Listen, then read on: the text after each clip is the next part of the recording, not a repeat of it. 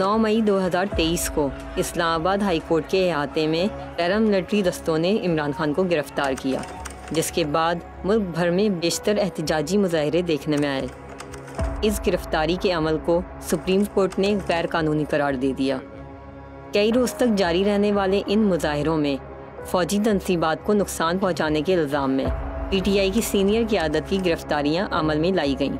इन नामवर कायदीन के अलावा आम एहतजाजी मुजाहिरीन को भी गिरफ्तार किया गया।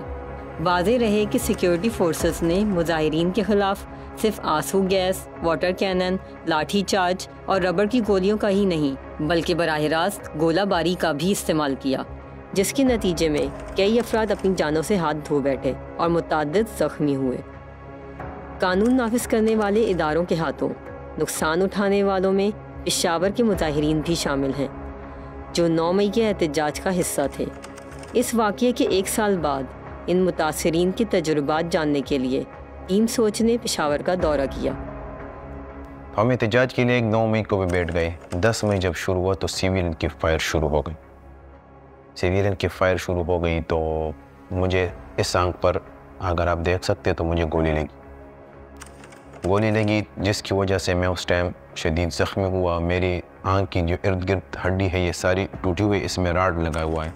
गोली अभी भी मेरे सर में मौजूद है, मैंने अभी तक नहीं निकाली, क्योंकि डॉक्टर का कहना है कि अगर हम ये गोली निकालते हैं तो आपको और भी बहुत मसला होगा। मेरी आंख बिल्कुल बंद थी, उसमें सारा ब्लड जमा हुआ था। आप उस हालात में ये लोग मुझे लेकर गए, और जब लेकर जा रहे थे तो घर वालों को बोल रहे थे कि ताने आ जाओ, ताने लेकर जा रहे थे। जब वो लोग ताने गए तो मुझे गायब कर दिया गया। गायब करने के बाद एक ही मुतलबा था कि लिखो एफिडेविट लिखो कसब ने खाने में। कहा क्यों? हम पूरा मन एहतजाज के लिए निकले थे, इमरान खान ने तो हमें नहीं पता कि तोड़ किसने किया। कुछ बताए, कुछ सबूत, कुछ तो होगा ना आप लोगों के पास कि मुझे जेल लेकर आया, मुझे गायब कर दिया गया। मैं 9 मई पे जीरो पाकिस्तान के साथ मैं धरने में खड़ा था कि मैं गोली पे लग गया पेट पर, हमारे सारे पेट जख्मी हुए और इसमें तकरीबन फिर मैं अस्पताल आया।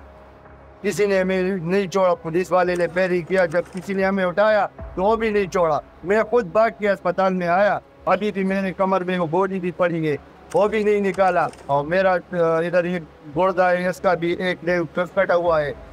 9 मई किला बलिसार के सामने हम पर गोली चलाई गई और पुलिस वालों ने हमें स्ट्रेट फायरिंग किया है। और फिर हम अस्पताल गए, अस्पताल में पुलिस वाले आए और हमको उठाया काबले थाने कामरान मरवत साहिब ने, और ऐसा हालात में उठाया कि हम के तन पर जामे कपड़े भी नहीं थे, और तशद्दुद के साथ ऐसा रवैया हम के साथ जेल में रखा है कि तालिबान और दहशतगर्द के साथ भी ऐसा रवैया कौन नहीं रखता।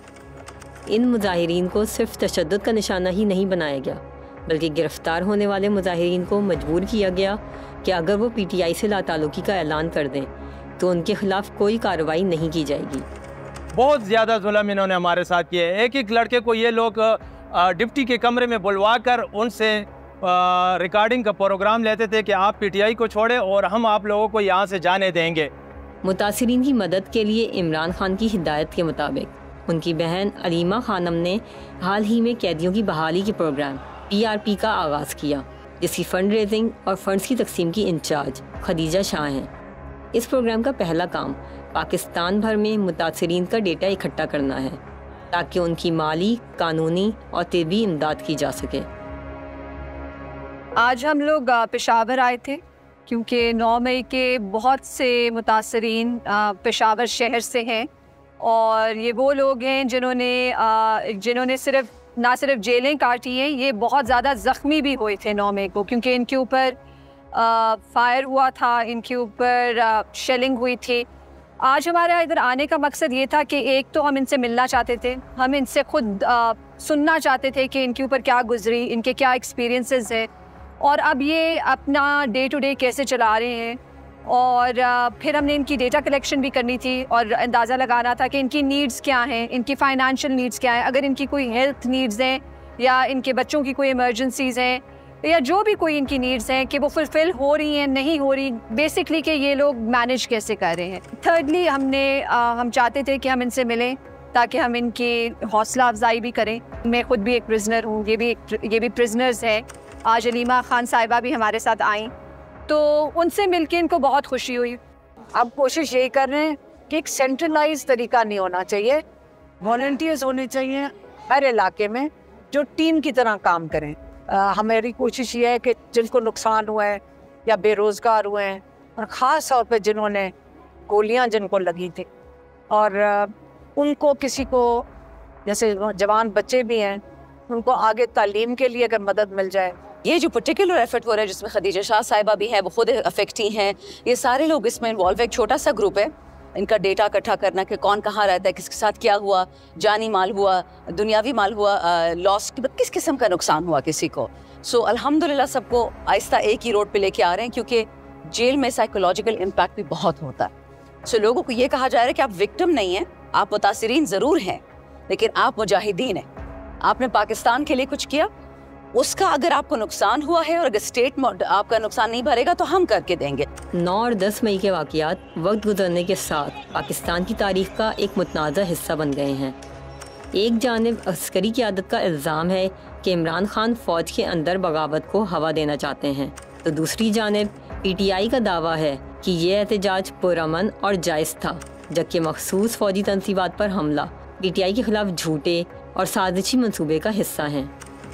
PTI ने मुतअद्दिद बार 9 मई के वाक़यात की तहकीकात के लिए जुडिशल कमीशन और CCTV फुटेज सामने लाने का मुतालबा किया, लेकिन मुक़्तदर हलकों की जानिब से अब तक इस पर कोई एक्शन नहीं लिया गया।